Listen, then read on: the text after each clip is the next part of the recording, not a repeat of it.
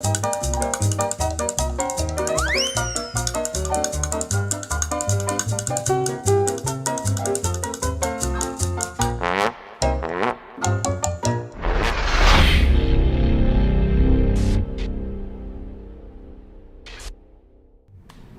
DJNTV show is sponsored by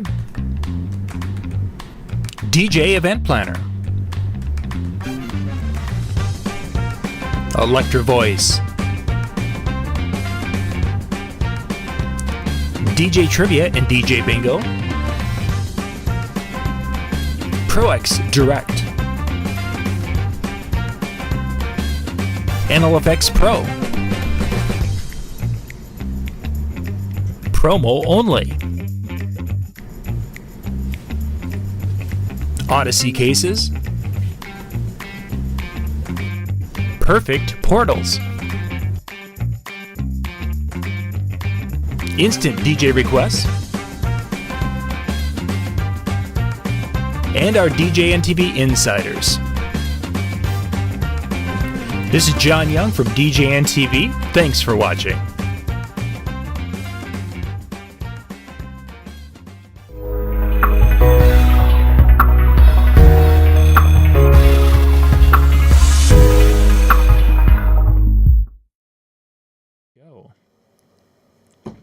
Good evening. Welcome to another Monday night. Thank you very much for taking time. It is the new year. It is 2023. Hopefully you're not still writing 2022 on everything. You know, well, John is, but that's because he's still stuck in the 90s. But for the rest of us, thank you very much for fixing 83, 84, I realize where I'm stuck. I haven't left that era, so I still am wearing That's why he considers that one band from San Francisco to be the only band he ever knew of. The most epic? I didn't say that. Epic. Not even close. John is. But no, we do appreciate everybody taking time. I know like half the country probably is like watching us with the TV on, watching some football game. But for everybody else that's doing like full attention here, whether it's replay or not, it's awesome that you're joining us. So I just put the URL for the YouTube. If you're watching it out on Facebook and you want to join where the main chat is that we're going to be kind of following, that is where it would be, that one that it should have just shown up in line tonight. So excellent. Cubby, you're back with us again. Yes, it's great to be back. It's good to have not you. in Chicago this time, back at home. And yeah. Yes, you are home, rested, and ready for 2023. Yes, sir. Excellent. Excellent. So tonight, guys, I wanted to kind of dig into this just a little bit because this is something that we constantly are seeing online, and we're getting to that point where it's booking season, then it's planning season, and it kind of goes from one to the next. And because today's couples are getting information in different ways than it used to be. And what do I mean by that is that at one time back in history, as you go back even grandparents' age, is that people basically had similar experiences when it came to the release of information. And let's specifically look for the release of music. They would have not known a musical act existed unless they came to their town, if we really go a ways back, or when the music, moving ahead, when the records came to the record shop, or the magazines made it in and showed you. You didn't know things existed. So people could have in a region or an area could have a somewhat homogeneous experience when it came to music. Then radio came in. That didn't change that too terribly much. It might have expanded the little offering of music.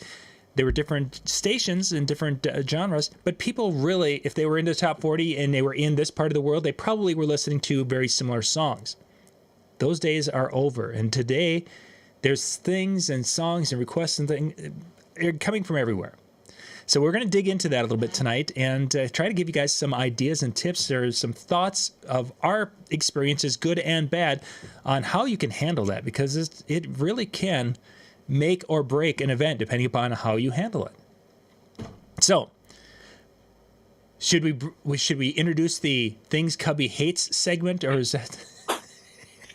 I almost led with that tonight. I almost did. Like, instead of making fun of Johnny, I almost was going to, retitle the show, but I'm glad John did. Oh man. Yeah, let's start wherever you wanna kick off. So let's get into it. This could be our weekly or every time we're doing the show segment here. Things that just get under Cubby's skin, the little things that are like fingernails on the chalkboard. And go, Cubby. What is it tonight? Oh man, tonight I think sometimes it's TikTok trends. Things that a bride sees in a TikTok that might not even be in the U.S. It might be in another country, but it's just trending right now. And things that work on the East Coast may not work in my locale in the Midwest, or something they see in California may not translate well to their friends and family here in the Midwest that don't know that song or particular genre of music or type of a thing. So I'd have to say TikTok trends and TikTok songs are like 15 seconds, right? That's all they want to hear, that song. So then you got to, you quick mix out, but you can't quick mix out in 15 seconds. So then you're playing like all the songs and stuff that they don't hear, that they don't know, or part because they only know the hook type thing. So it's interesting. So I get two things to put to that. One of them wasn't a TikTok, and I think the second one is an experience where the bride, when they saw the video from Forever, the wedding party introduction from Chris Brown. Gosh, you'd think that would be easy enough to remember. If you guys haven't seen it, there was a wedding party where they came in and they were doing this really fun thing to Forever. It was a neat little YouTube video, which today's world it would be a TikTok video, no question about it. Now I had a bride who was like, she thought that was the coolest thing and she wanted to recreate that. The problem is that her wedding party had people who had no talent and no rhythm whatsoever. So it was sad and pathetic. And during the practice time, they walked through and they were doing a little wiggle and such. And she's like, "Save the good stuff for the ceremony. Don't do it all now." No, that was the best that they had, was during that little, and it was really sad and pathetic. I mean, it was like, yeah. So that was one example. Second one was one that happened at one of the weddings this fall, where they saw the trend, and I don't know if it came from TikTok, but it was another video trend of having a flower guy or flower dude, where the gentleman, 30-year-old, 20-year-old, whatever, but he's the guy doing the flower, and he comes down and he does his thing, and he's dancing and having some fun. And the bride wanted to have that, and she had him picked, and he was the fun guy in the wedding party, and he was going to, she had this vision. She was telling me how he's going to do this and he's that, and she thinks he's going to have some couple of beers stored in there, and he's going to have this whole, that he's going to be able to replicate, and it's going to be so awesome. Well, she didn't realize that he's fun in ones and twos and threes, but when you put 200 people in chairs, he clammed up and I've seen 4-year-olds who have more personality going down there than he did. He was basically just there and he waved a little bit and that was it. It's like, wow, that was painful. It's like the water days princess in the float in a parade type of thing with the that kind of thing, really kind of bad. So they see these things and they think it would be great, but it doesn't work for most everyone. Yes. I would say, go ahead. I was just going to say, and I totally get that, but I will say I have seen it work, and I have seen it kind of work even better than the videos that I saw. So nice. So not this past September, it would have been September 21. So that was, again, it was shortly after the beer guy, the flower dude, whatever you want to call it, had it. And what they decided to do was actually have 2 of them. And I think that also kind of helped because it was a little bit different. But they pulled a wagon. They had seltzers. They had little airport mini bottles, and they went nuts with it. And the music they chose was a little bit different than what the original was. So they kind of made it their own, which I think is going to be the key. If anybody's going to do something like this, if you got couples that are coming to you saying, "Hey, we want to do that," I don't want to say you necessarily want to deter them, but look for a way that they can completely make it their own, because when they get so stuck on trying to recreate it, they get stuck in the mentality of, I got to do it exactly like this. Where if they find a way to make it their own, then they're just finding somebody who's fun, who's outgoing, and can do whatever that might be, and kind of feed off of each other. I will be honest, I was very hesitant when the ideas of these guys throwing out these little mini bottles and the seltzers and everything else, and I was like, I don't know if this is gonna work. And when it did, it erupted. Everybody had a blast. The officiant even just got in on the fun. He was like, toss me one.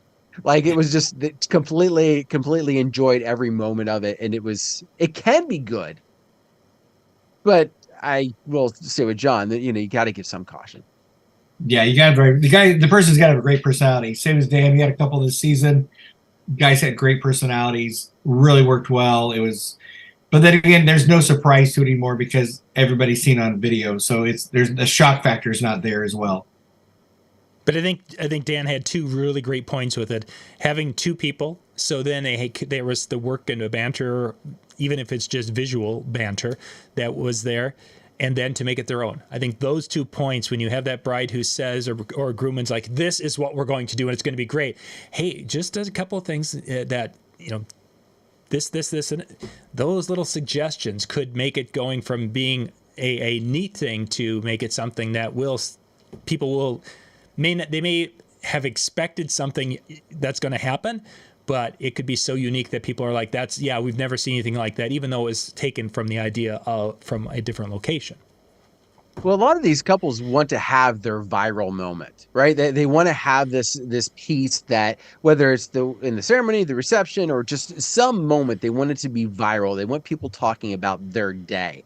The problem is that they decide to recreate something that somebody else did. And I mean, like, physically, like, go, okay, at this point they did this. At this point they did this. Like, try and make it exactly like the other thing. It's not going to go viral because you're doing the exact thing that already went viral.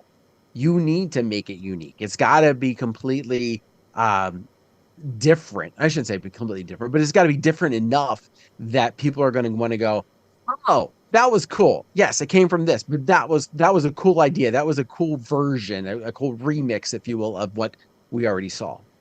Cubby, have you ever had anyone when Dan used the phraseology of they wanted something viral? I've actually had couples mention or use that word in our conversation. Have you ever had any couples that have wanted to kind of create a viral moment? No, we're in Iowa, so we're always 2 years behind. So we're still, they've never came to me and said we want to do something viral. That they want to make a viral moment. It's just they want to have a good time or whatever, but nothing. I guess I don't do any TikTokers or weddings, or I've not done any this season. Or I talked to my daughter prior to the show and see if she had any as well, and kind of nothing. They want to recreate some things, but nobody's ever come to us and go, we want to make a viral moment. See, and I think the one that probably I've experienced the most is a combination, either the wedding party introduction or trying to do something fun there that they've seen to recreate.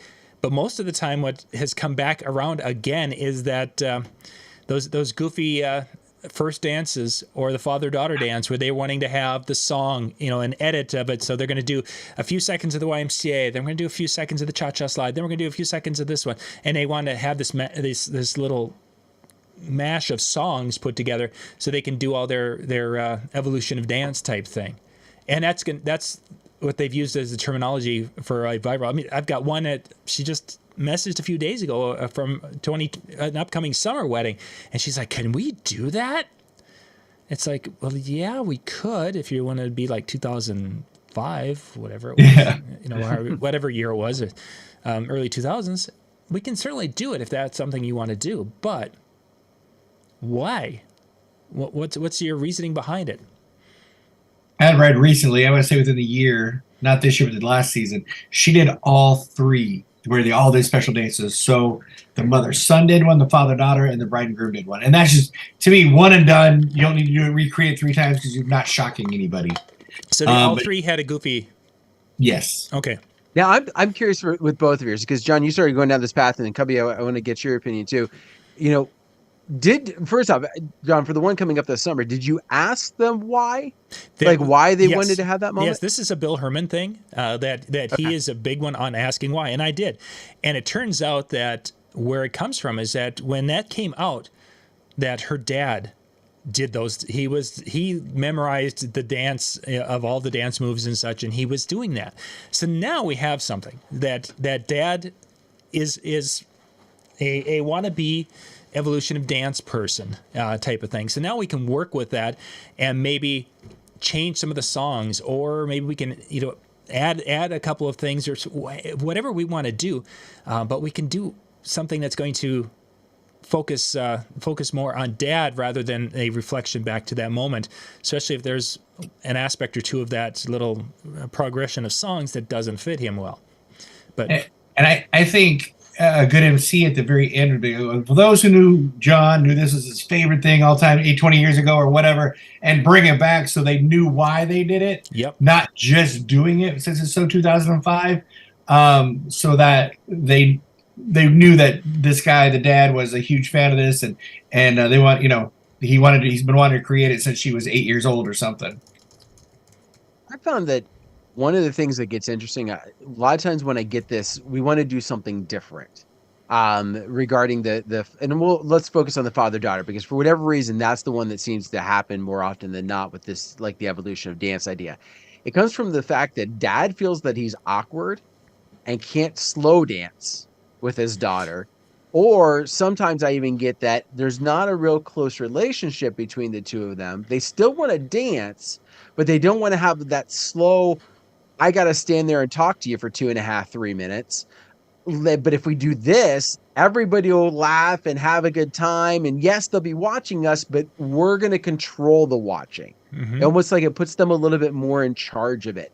And I think there is some benefit to that type of thinking, because it does give them that kind of leeway out.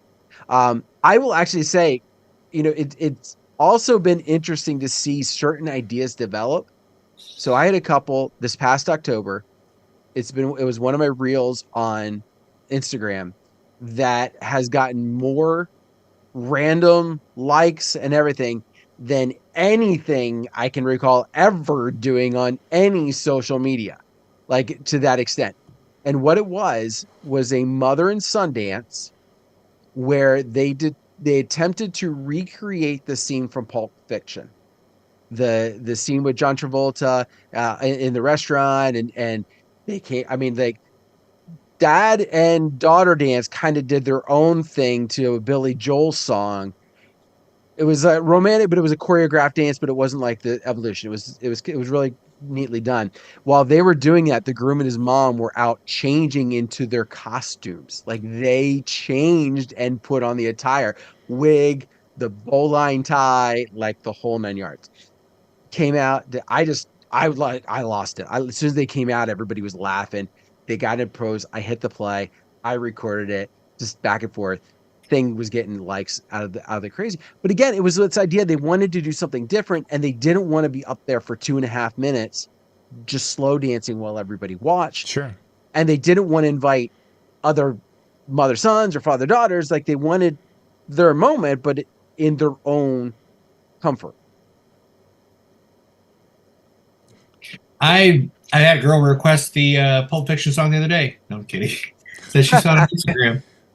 No. Yeah, there you go. Yeah. But it was funny because I did mine, and then it was 2 weeks later, maybe. Who was it? Was it Alex Knapp or Digital Dave? One of those two, I think, had a couple who did not the exact same thing, but again, attire. Yeah. And it was almost like when it happened, I even posted, I'm like, is there a trend here that I don't know about? Because this kind of it seemed isolated, and then you suddenly have this other one, and it's like, and even my mother and son, I was like, oh, is this like a song for you guys? And they're like, no. In fact, mom was like, I've never even seen the movie. Okay, that's funny. That is funny. But I think that you made a great point there, Dan, with the idea that there's a lot of times where the father or daughter, they want to do something, they just don't, that viewing. I think that giving that, having options available that you can kind of say, hey, here's what others have had an experience who didn't want that. Mr. Leinster is with us. Mike, thank you for joining us. But he mentions on Facebook there that that's why many times are asked to shorten that father-daughter song to do a quick edit of it, so it's like a 90-second long song, just long enough to everybody. It's father-daughter dance, and that was the father-daughter dance, that kind of a thing. and that happens, and that works in it for some couples. But I could definitely see the idea of doing something funny that people will laugh at and laugh about. I mean, that's kind of what Lori did with the mother-son dance with Brandon. Not that she didn't care about the slow dancing or anything. That was, they were absolutely fine with that. But she wanted to basically do something fun. So what she did is she when Jeremy went to go start the mother-son dance, he had a upbeat song, and they did their little thing to it, and the crowd just absolutely loved it. And then after 30 seconds, 45 seconds, went into the actual slower song. But it was something that was kind of it fit them for what they were doing, and they had some fun with it. So sometimes they want to do something fun because of the not wanting to be the center of attention, and sometimes they're comfortable with it and just want to do something silly. So going back to the gentleman in the Facebook chat that said, shorten the song. Other things I've done when they don't have a great relationship or they don't want the spotlight on them is I invited all the fathers and daughters out and all the mothers and sons after 45 seconds, so they've got the photos, everybody's cool, and then you invite all the fathers and daughters out to join the bride and her dad or their mother, son, and that's a pretty cool. I've done that, and it's pretty cool to see the generations out there as well. So. There's just an alternative as well to, if they don't, trust me, I've got a great shortened edit of My Wish. That's not 4.5 minutes long. It's every mother's son song in the world, My Wish generally, right? Yeah. So wait for something to come around that's going to be a little bit better, but I've got a great shortened version of that in case we want to if I need to shorten it out. So. I think one of the other things that you can do with it, or one of the other ideas, no matter what idea that's out there, whether it's the short edit, whether it's the evolution of dance, whether it's just a special choreograph that they want to do to this, I know some DJs are very hesitant to make the mixes and kind of share it out or whatever with the couple, but they need to practice. Straight up, they just need to practice this because and DJ Mikey Mike in the thing said he has his niece had the DJ do a quick mixes at her wedding, and today she still regrets that 15 to 30 seconds of a song killed the night.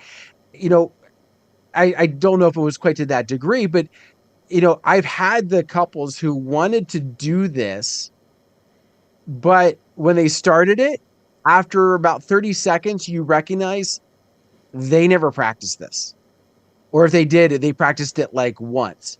And like one is leading the way and the other one's kind of like watching, yeah. Okay, now we're gonna do this move. Okay, now we're gonna do this move. Okay. And like that's the way it goes. And it doesn't feel natural, it doesn't go over well, it doesn't have the impact that it could just by saying, listen, you've got to practice. And I tell my couples also, and this is kind of a side shoot, but in the planning meeting, I'm like, listen, the week of your wedding, put your first dance song on. Just dance in your apartment, in your house. Just dance. Just enjoy the moment here and just dance. Because when you do it on your wedding day, everybody's going to be watching you, and you're not going to be able to kind of maybe appreciate it the same way. If you listen to it now, even if you're not doing anything special, it gives you a little bit more comfort level for later. And that kind of thing that practice element can just make a huge impact on any piece to the day. So I'm laughing because I created a mix for the bride and groom to use. Got it to them plenty of time to use it. One thing they did not take in consideration was the venue having low-hanging cafe lights. And one of their songs was Move On, Make a Man Out of You. And right when that saying come on, I threw them 2 broomsticks so they could do the Move On. And he wiped out an entire string of cafe lights right in the middle of the day. So, yeah, it was hilarious because, like I said, they were using the sticks. They're going back and forth, and just whoosh, all these cafe lights came down. And like, they practiced and they did look good, but they failed to take into consideration the low-hanging cafe lights in the middle of the Make a Man Out of You by Move On. And that's a great things you can't practice for. But that's a great kind of a thought. Now we're talking about different things that people have seen, want to have at their wedding, and that becomes another limiting factor. Is not only do they may not have the right people for it, they may not have the right situation, whatever, but they also there may be limitations due to the venue. That hey, I want to have this, I want to see my face up on a 20-foot screen, and you have a room with 8-foot ceilings. There's going to be some physical limitations, and they've seen it. They want to have it. I mean, how do you How do you talk when you know it's just not going to work? Or, oh, well, that's a blank wall. We'll just shoot and you can have this big screen over here on this blank wall. Yes, but there's going to be people standing in front of that wall, or there's going to be chairs there, and it's not going to, oh, it'll be fine. We'll still enjoy it. No, you won't enjoy your slideshow when there's, Uncle Fred and Aunt Wanda are there and they're eating and you've got your slideshow over top of them. So how do you handle those situations when you just know that what they're looking for just is not going to be able to function? Dan, you want to take that one or start? I was going to have you go first on this one. All right. I want to hear your ideas. So, at the final of our consultation, after we kind of go through everything, if they've created a playlist, we kind of go over the songs, what would work better for, what would work better for cocktail hour, those mid-tempo songs that people don't know how to dance to. And just say, look, I think you kind of, do you take requests? I'm like, well, if you want me to, I can. And I always share with them, you hired me just like you hired the person to make your cake. And you said you wanted a chocolate cake. You're not going to give that guy all the recipe to make that cake. You're going to trust that chef or that baker is going to make the best cake there is. I'm that baker. So you're going to give me some ingredients or some flavors that you want, and I'm going to create the best cake for you. And so that's how I kind of share with them in an analogy way that, I've been doing this for a lot of years and we know it works, and share with me what your family, because you see you got Johnny Cash, Ring of Fire on here, and that generally doesn't work for a lot of families. It's just not a real shaker mover. Grandpa's favorite song. Oh, okay, cool. Let me see, what's Grandpa's name? Which Grandpa likes this? So if it's a must play, I would have set it up by going, Grandpa Steve, where you at tonight? It's his favorite song. Let's get around the dance floor with Grandpa Steve. And then people will join in. If I just play Ring of Fire by Johnny Cash, go, what the heck is that guy playing? So I think there's some setup to it and finding out, like the old, like you said, Bill Herman's why this song, and a request a couple years ago. They wanted to honor Grandma. Grandma had gone on, had passed, and I'm like, that's a great idea. We got to play your favorite song. Great. What's your favorite song? I thought it was maybe going to be Elvis, Jerry Lee Lewis, maybe something from the 60s. No, it was AC/DC Highway to Hell. And, you don't want to sing Grandma on her way to Highway to Hell. So once again, you got to set it up. So you're like, if you knew Grandma Sue, you knew this was her favorite song, and every shoot requested at every wedding. So let's honor Grandma Sue tonight and get everybody on the dance, and we'll play her song. And then you hit it, and then it goes. So I think some of those things can work if you know the why and you can set it up. But just to arbitrarily drop something, and not set it up, I think sometimes can be kind of weird. Very true. When you have those moments that they're really struggling to, or I shouldn't say they're really struggling, but they suggest something that you are just struggling with because exactly like you said, John, like it's not going to work. There's going to be some limitation in some form or fashion that's going to get in the way. Not that you can't set it up, but that you could set it up 100% beautifully, but the idea is just, it's a train wreck because of some limitation somehow. Yeah. So I think it's important, as you said multiple times, we ask that why. Why is this that you want to have, the 20-foot slideshow, right? Like what is that you're really trying to achieve here, and really get to that why. And because oftentimes by asking them why, like the one thing I always worry about when I ask why is that they're going to think that I'm challenging them on their idea. Right. But if it's a bad one, I'm okay with that. Right? Like if it's a bad idea, I'm okay with asking the why so they challenge themselves, because I want them to think about, is this logistically possible? Is this something that we should do, can do, want to do? Or is this, it was an idea that I had. And a lot of times I wouldn't say, I don't know where I'd put that percentage at, but I would say a vast majority of the time when I've asked that to those situations where, they just really didn't know, or like that their idea wouldn't work. And I asked the why, like, well, we were riding in the car and we got talking and we thought it would be this great idea. Oh, so this really isn't that important to you. Like, I don't ask it in that way, but that's the gist of the question I'm asking. So this really isn't something that's really important to you to make sure 100% that we have happen. No, why? Well, because here's the thing, where we're at, I've been in this venue, and it's not going to work. We can do something else. We can take that idea and we can form it to make it work here. But that idea in the original plan that you're thinking is going to happen, it just won't. It's not something that let's find another way around it. And a lot of times the couples are like more, I don't say they're relieved or anything like that, but it just puts them in a completely different mindset, because then they're like, oh, okay. And like I said, it's usually not an idea that they're sold on. It's just an idea that they had, and they thought, why not? Let's make it happen at our wedding. I've seen where they've seen it one time at another wedding, and what works for that group of people might not work for their family and group of people, because it's a completely different. Which once again, either sees it on TikTok or sees it somewhere else. It just may not work for their group or their crowd. You're dealing with a bunch of people that play video games and introverts. They're not gonna be all excited about doing this particular dance or something. So let's not force them to do that. That's an interesting idea. You bring that up about introverts, and this was a discussion that we were having about the week or so ago. Is because of today's world, it seems that everyone knows exactly if they're an introvert or an extrovert. Everybody knows it. So now they've defined almost the roles that they need to play when they're out in public. Oh, I'm an introvert. I'm not going to be out there. I can't go out there on a dance floor and do that kind of stuff. I'm going to be, just kind of over here in a corner, and I'm not going to come out of my shell. And we were wondering, is because of them, people defining themselves, and they can go to these Facebook groups where there's all those introverts from all over the world sharing the same kind of, I'm going to stay in my closet and be happy memes.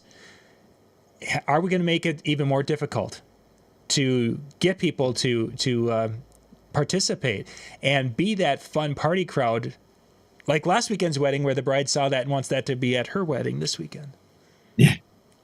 Yeah, but a whole different group of people there. Yeah, a whole different group of bridal party, and they're so yeah, it all depends. And I share that and talk to my at the end we have that at the very end, and we've kind of covered everything. I start asking them questions. Are your families big dancers? What works for them? Do they like line dances? Do they not like line dances? Do they what gets them to move? Well, no, my family's not, but my friends are. Okay, so now going into this, I'm not going to beat myself up on the way home going, why couldn't I get that older crowd out there? Well, they're farmers in overalls. They just don't, they just don't dance. Okay, cool. I'm not gonna beat myself up for the next 2 hours, on the way home, on the next day, going, what could I have done better? Yeah. I used to ask a question. So a friend of mine suggested this idea for my planner, and I asked it for the longest time, and then I got away from it. And come to think of it, I probably should put it back. But it was on a scale of 1 to 10. Where do you see your crowd as far as dancing? 1 being they're not going to move out of their seats for anything, no matter what I play. And 10, I could play the worst song ever, and they're going to be rushing to the dance floor. Like, where do we find that they're in? And it was amazing the number of couples that would be 6 or 7s, and I would then turn around and later say, oh, that was an 8 or a 9. And then every once in a while it'd be the other. And I would always explain to my couples, like, listen, there's a reason why I'm asking this. Like, I want to know exactly as Cubby said, do I need to beat myself up or work extra hard? Like, if I start playing, if you tell me this is a crowd as an 8 and I'm playing a lot of stuff and I'm not getting them out of their seats, what do I need to do? What 180 do I need to do to try and pull them in a different way? But if you tell me they're a 3 or a 4, then I'm looking for other ways for them to be entertained. Right. Yeah. The dance floor is not going to be their entertainment. Their entertainment is going to be that ambiance, that mood, that reason why they're there, and it's not the dance floor. And maybe a little more games. And when I say games, I don't mean like, hide and seek, but, like the Shulywed game or something that we could drag out, a little bit less dance time where you could just make memories that way as well. Mm-hmm. I don't know. Hide and seek would be kind of fun. Where's the bride now? Where's everybody on the dance floor? Come back out. We're all yelling accent for you. Come on. Well, yeah, we say that, but the funny thing, and I know we're jesting as far as hide and seek, but if you want to create a viral moment, take a kids game that you would think maybe not directly, and find a way to put a wedding twist on it. If you get the right couple to jump in on that, you could have the next trend very easily. I mean, think about it. Like I don't know, maybe now 8 years ago, I did musical chairs. Somebody saw the idea somewhere, YouTube or something at that point, and it was this musical chairs, and we did a musical chair scavenger hunt, Oh, I do that almost and every wedding. it went over huge. Mm-hmm. But at that time, at least the time that when it came about, it was something I had never even really heard of, and we just ran with it.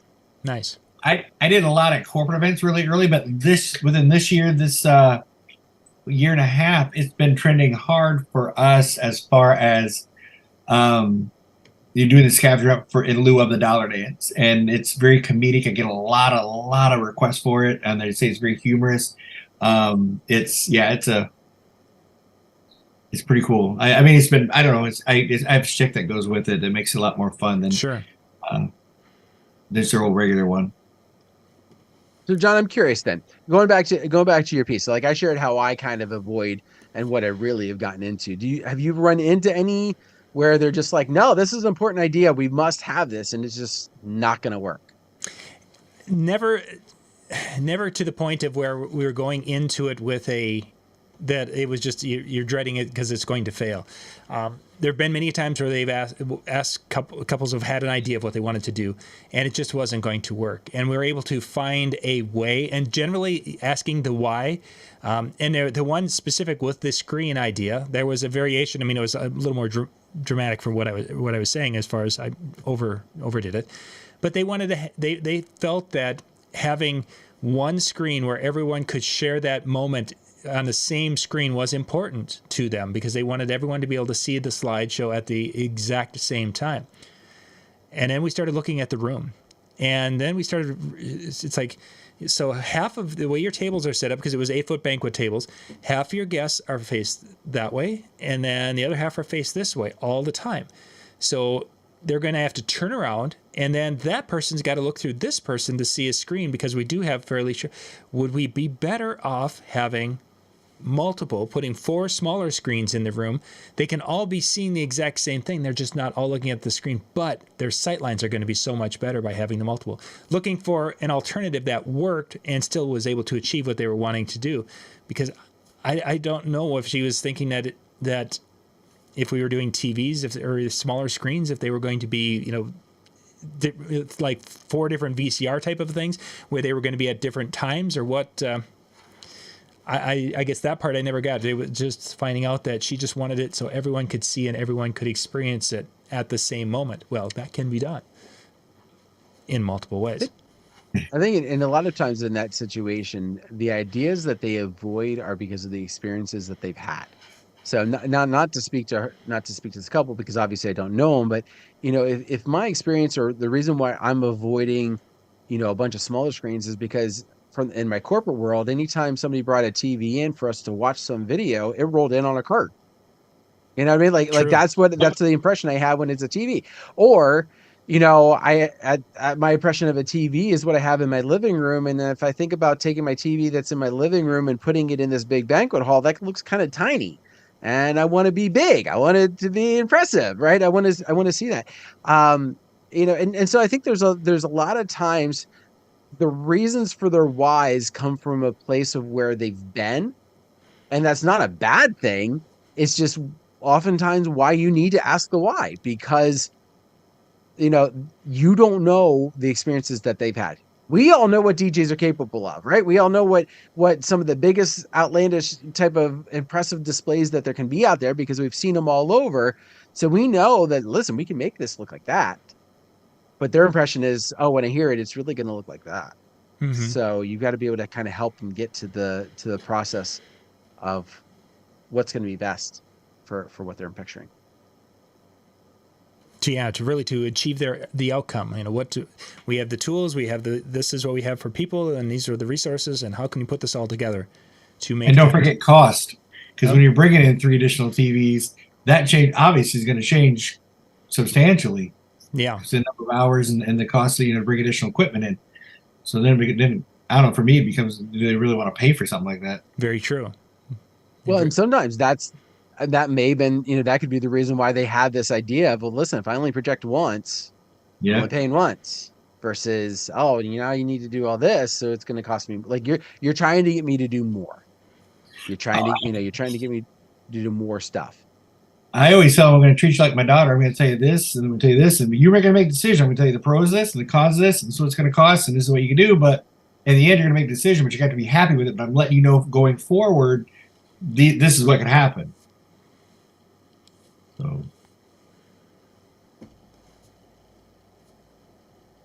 We just had we dealing with some stuff. Yeah, we got a spammer on YouTube right now that just popped up.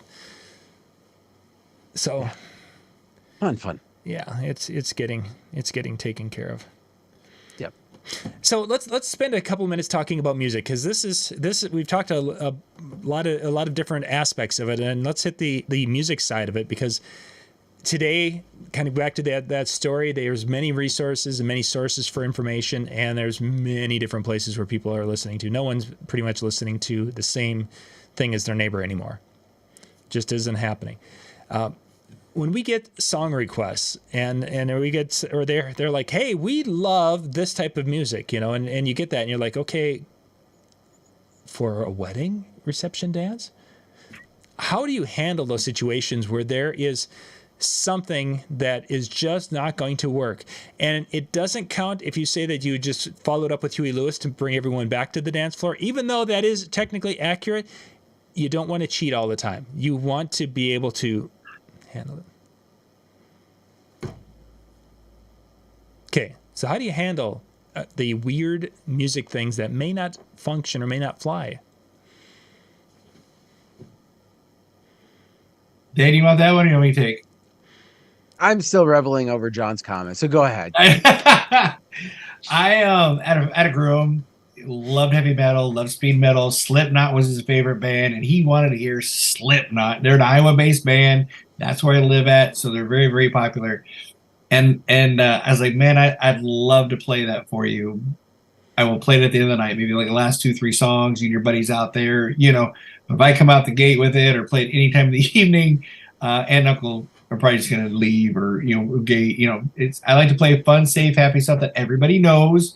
Not Huey Lewis, but other type artists and stuff that make it and then make it fun and enjoyable, and even new stuff that you may not know is already, but it's gonna be trending shortly. But Slipknot, yeah, and Conway Twitty, I can't know. Well, you went from one extreme to the other, right? Right. Well, it's when I talked about Johnny Cash earlier, so I didn't want to drop him again. So yeah, that's okay. So one of the things that we get into is exactly these weird requests, and I haven't had anybody kind of go in that direction with it. Oftentimes, what I tend to run into has been a problem, has been artists who are only available through Spotify or YouTube.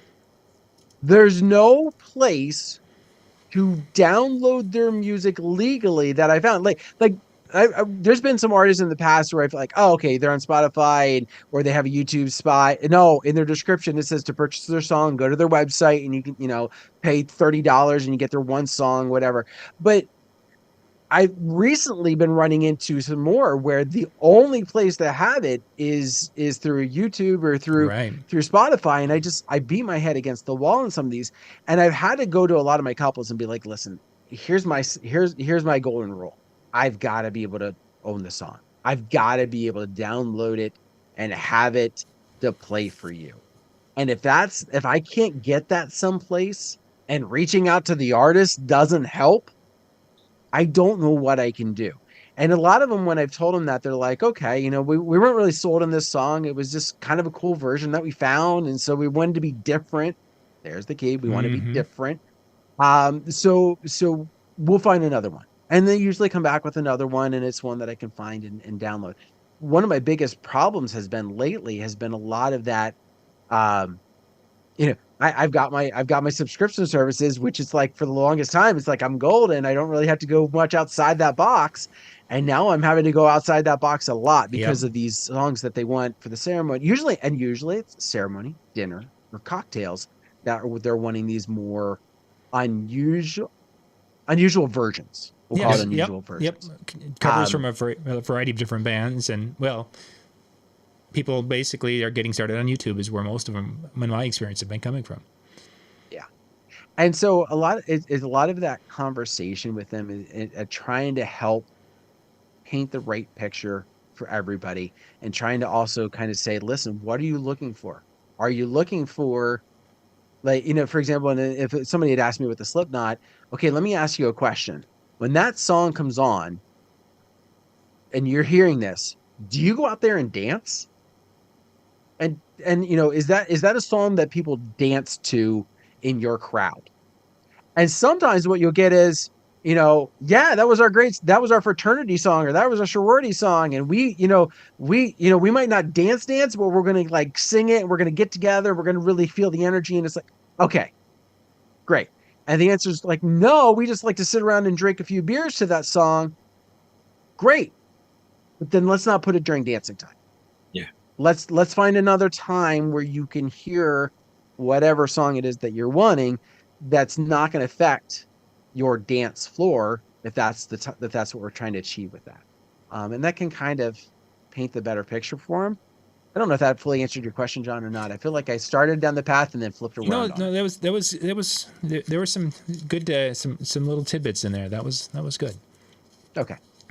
Of course, you didn't answer the question, but anyway, that's what I thought. Because as I started, I was like, after Cubby talked, I'm like, John threw me off. I really don't know if I answered the question or if I made my own question up. It's a night of derailment, I think. Yeah, we're doing well. Squirrel?